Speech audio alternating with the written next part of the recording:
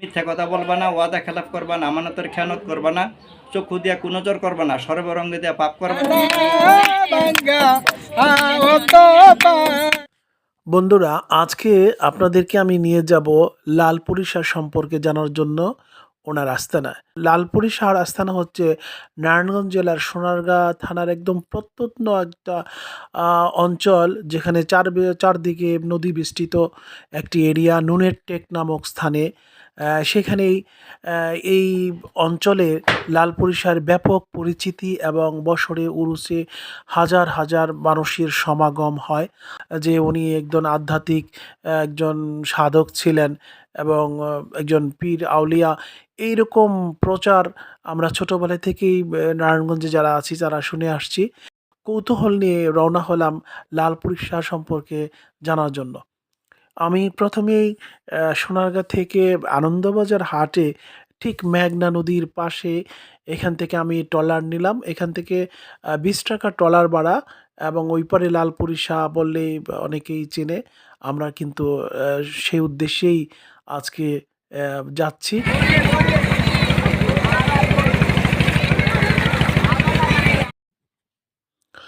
সোনারগাঁ পরগনার হাদি ও মুবাল্লিগ মাওলানা লালপুরি শাহর পূর্বপুরুষ ছিলেন বিখ্যাত দরবেশ বায়েজিদ বোস্তামি খলিফা ও সফরসঙ্গী ইরাকি মুবাল্লিগ খাজা আহমদ গাজী খান বাগদাদি।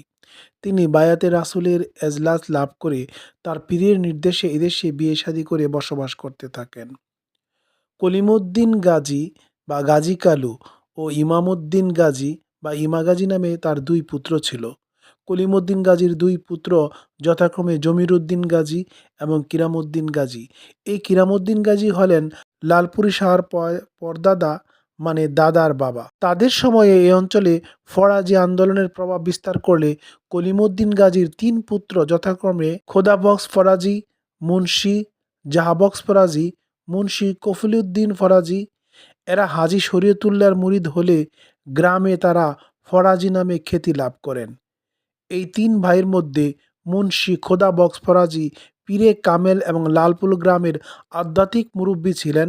তার ছেলে মুন্সি ইসমাইল ফরাজি পরবর্তীতে এই বংশের গদিনশীল পীর হয়েছিলেন। তিনি লালপুরি শাহর পিতা মুন্সি ইদ্রিস আলী ফরাজির চাচাতো ভাই ছিলেন। ইদ্রিস আলী ফরাজি কৃষিজীবী এবং মৌসুমি ধান ব্যবসায়ী ছিলেন। সিলেটের বাটি অঞ্চল থেকে ধান এনে গৌরীপুর বাজারে চাউলে করে সরবরাহ করতেন। মুন্সি ইসমাইল ফরাজি চাঁদপুরের কচুয়া এলাকার মসজিদের ইমাম ছিলেন এবং সেখানেও সংসার পেতেছিলেন। তারই অনুপ্রেরণায় আমি এখন সোনারগাঁ থানার নুনাটেক এলাকায় লালপুরি শাহর আস্তানাতে অবস্থান করছি।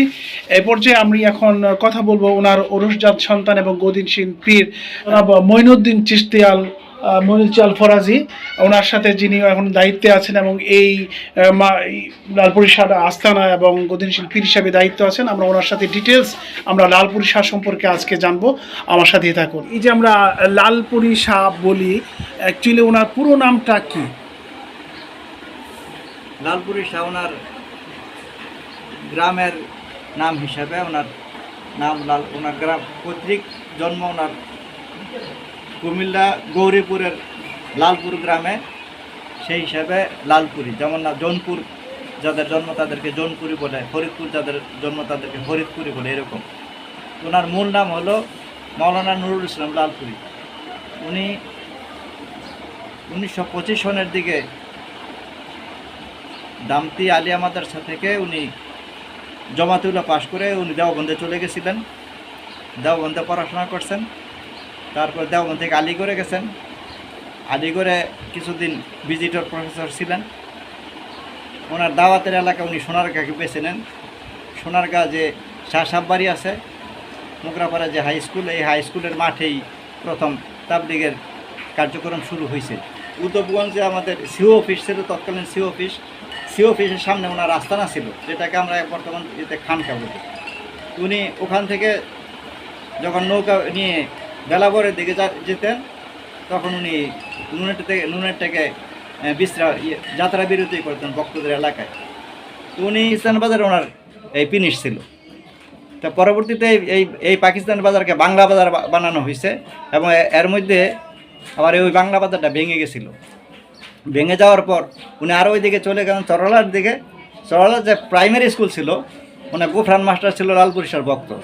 এই গোফরান মাস্টারের কাছে উনি বললেন যে আমি এখানে একটা বাজার হবে, তুমি একটা কাজ করো, এই যে চকটা আছে চকের মধ্যে একটা বাঁশ গাড়ো, আমি একটা লাল পতাকা লাগাই দিয়ে যাই। তখন ওখানে একটা বাঁশ গাড়ছে চকের মধ্যে, হ্যাঁ, তখন উনি একটা লাল পতাকা লাগাইয়া উনি বারুদির দিকে আবার চলে আসছে।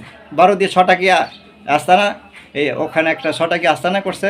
ছটাকিয়া থেকে ছটাকা থাকাকালীন সময় নুনের টেক কেড়ে মাতব্বর আর একবার বুয়ে সাহেবকে বলছে আমি নুনের টেকে আমার পিনিশটা উঠাইতে চাই, তুমি এটা সেবা যত্ন করবা। তখন থেকে এই ওনার পিনিশ এখানে নুনের টেকে চলে আসছে। প্রতি বছর 11ই অগ্রহায়ণ ওনার প্রধান দিবস উরুস শরীফের, এবং 27শে ফাল্গুন হলো খসরুর শরীফ। দয়া করে এসো রে দয়া, এসো এই দিনের ঈদ বাজারে, তুমি নিজেই গুণে দয়া ছিলে রে,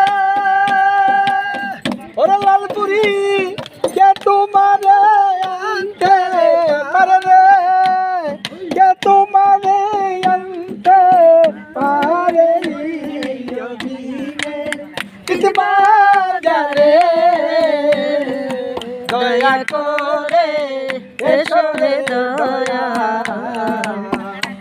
এই দিনে ঈদ বাজারে, দয়া করে এসো রে দয়াল, এসো এই দিনে। লালপুরি শাহ প্রত্যেক পেশায় না গিয়ে আধ্যাত্মিক লাইনে চলে যান এবং উজানি মাদ্রাসায় সাইখুল কুররা কারি ইব্রাহিম হুজুরের সহবত থেকে কেরাতে সাবা শিক্ষা এবং আধ্যাত্মিক লাইনে দীক্ষা লাভ করে ধামদি আলিয়া মাদ্রাসা হতে জামাতে উলা পাশ করে ভারতে গিয়ে উচ্চশিক্ষা লাভ ও বংশীয় পিরালির এজলাস হাসিল করেন। বন্ধুরা, আজকের মতো এ পর্যন্তই শেষ করছি। আমাদের এপিসোডটি ভালো লাগলে অবশ্যই সাবস্ক্রাইব এবং লাইক শেয়ার দিতে বলবেন না। আবারও নতুন কোনো এপিসোডে দেখা হবে। সে পর্যন্ত ভালো থাকেন। আল্লাহ হাফেজ। আমি যে এক জানা ভাঙ্গা আহত পাখি, সাথিয়ারা পাখিরি মতো, সাথিয়ারা পাখিরি মতো খুঁজে না পাইনি, শিষ্যের দালায়া জানি হইয়াছি আপনি, মনে বড় আশা ছিল লালপুরীর সনে, ভালোবেসে ঘরে বান্ধিতাম শ্যাম গোপনে, মনে বড় আশা ছিল লালপুরীর সনে, ভালোবেসে ঘরে বান্ধিতাম শ্যাম গোপনে, বেবে আকাশ দেওয়ার একই রে